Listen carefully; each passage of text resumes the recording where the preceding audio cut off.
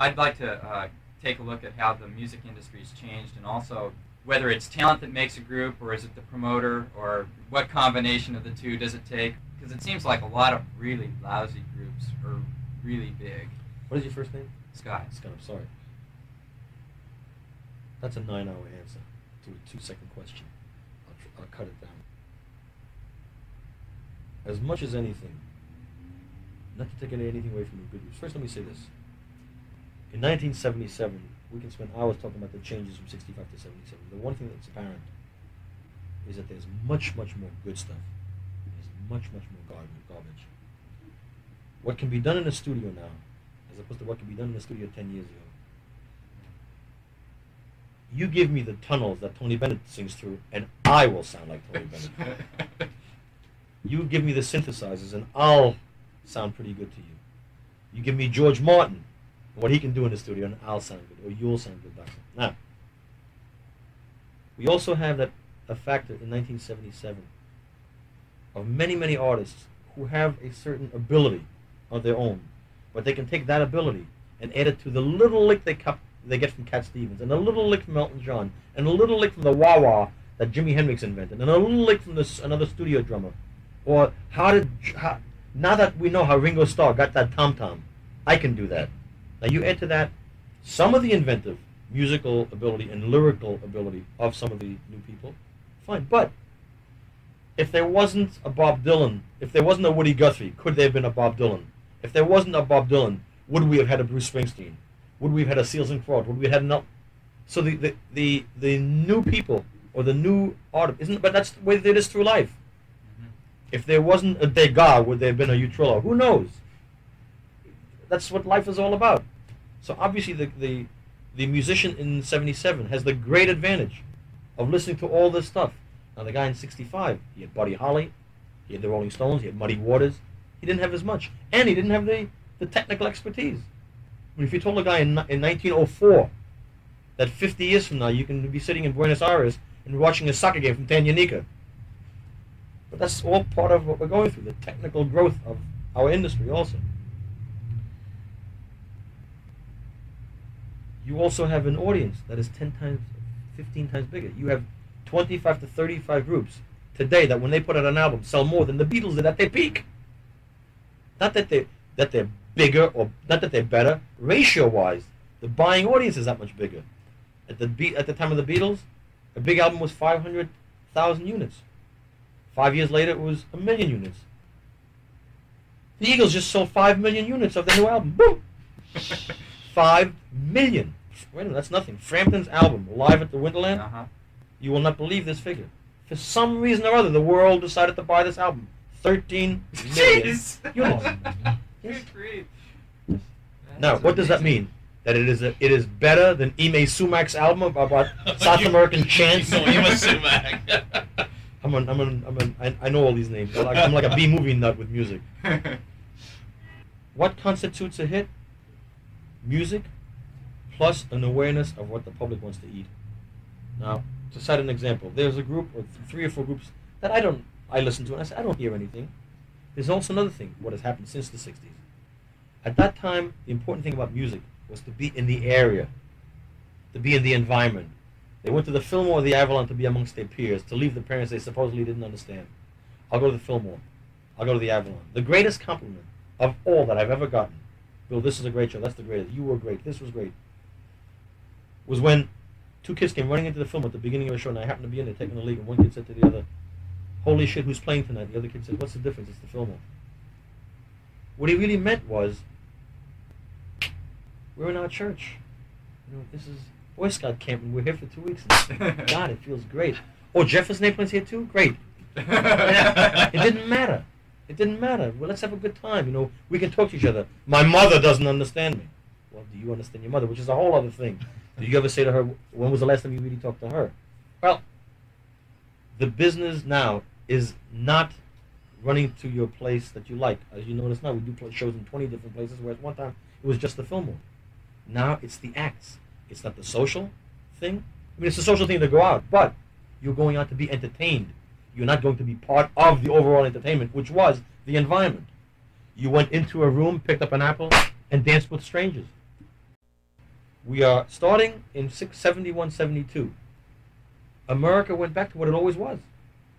Young people went back to who they always were, and it's reaching fruition now, especially with Carter in. There's no crutch, there's no Nixon, there's no Vietnam, there's nothing. Oh, what I overcome? Schmuck, you live in Hillsborough. What are you overcoming? You need that because you don't want to go to school. Now, that's a whole subject which I can do a year on. I've dealt with that for 10 years. But you see, it's hard because the questions you ask are this big, and it's hard to encapsulate. But I need to answer some of these things much more distinctly. That now in 1977, part of making it is visual. Yeah, then it had not. Then nobody wore costumes. Then no one had effects, a stage, some lighting. Even though we did light shows, and we were the first to try to do something because you were in show business, and I wanted to present you with running boards or lights or whatever I did on the stage for you. If it was the Grateful Dead, Skull and Bones thing on the stage, or if you were Jefferson Airplane, I'd have a plane flying through the place, whatever it might be. Well, now you have groups that don't have much musical ability. Yes. Well, I was going to mention KISS. Now, I have nothing against KISS if they don't say to me, we are creative musicians. If you tell me you're in showbiz and your manager was wise enough to figure out, holy shit, guys, you know why you ain't selling records? You can't play. Let's try something else. Come out naked? No. Play upside down? No. Let's try painting faces. And it worked. And now people go and see that. And it works. I have nothing against that. You know why? You're in show business. You're Sophie Tucker. You're Helen Travel. You're Frank Sinatra. Don't tell me you're a creative writer or lyricist. Then I accept you for who you are. Starting in 71, when it became a big, big biz, people got into rock and roll on a much larger scale who didn't belong in music. Didn't belong in music. But found out it was a big, big business, which it wasn't in the early 60s, and literally say, well, I got a choice. I can be a delivery boy, a computer programmer, an elevator operator, or a musician, and an artist, and powerful, and rich, and famous. Well, why not? But what I will say is, hey man, I really want to do my thing and communicate. Now, I'm not knocking the real artist. We're talking about the others, and the combination of which comprises our industry. You can look at 25 acts that are very well off now, who to me have no musical ability, but they have found a key to what sells, supply and demand. Oh, you want that? Got it. Watch me do a 3.5 gainer and come down on a C, high C. Or watch me play louder than any act has ever played and survive. Or whatever it is. Yeah. Or watch me hit one note continuously for 7.5 minutes. Or I will prove to you that you will buy my album, which says nothing. Is he any different than the sausage manufacturer whom you buy your sausage from?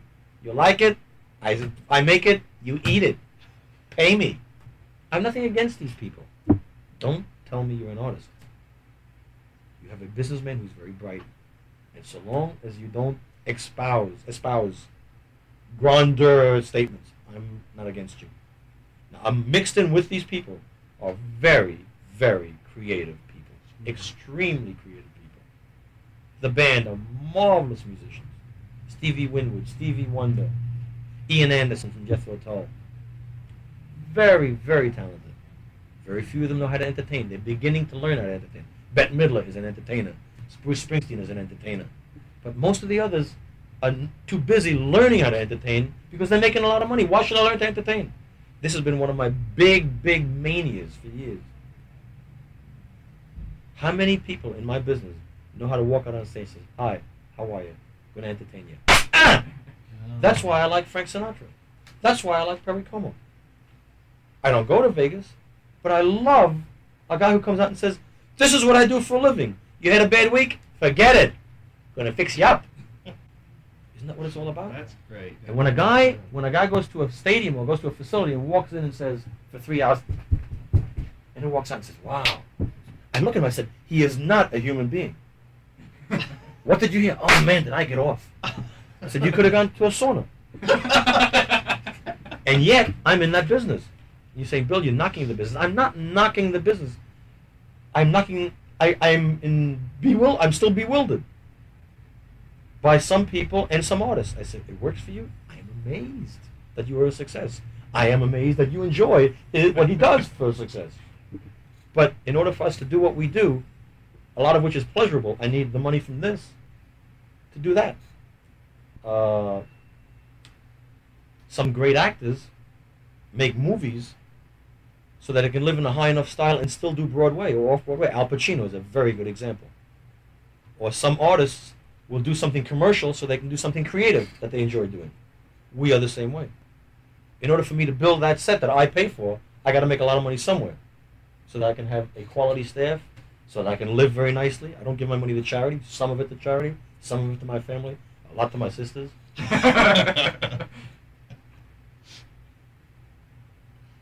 I think it's important to look at who really says who he is. If you're in showbiz, say it. If you're a writer attempting to say something, do it.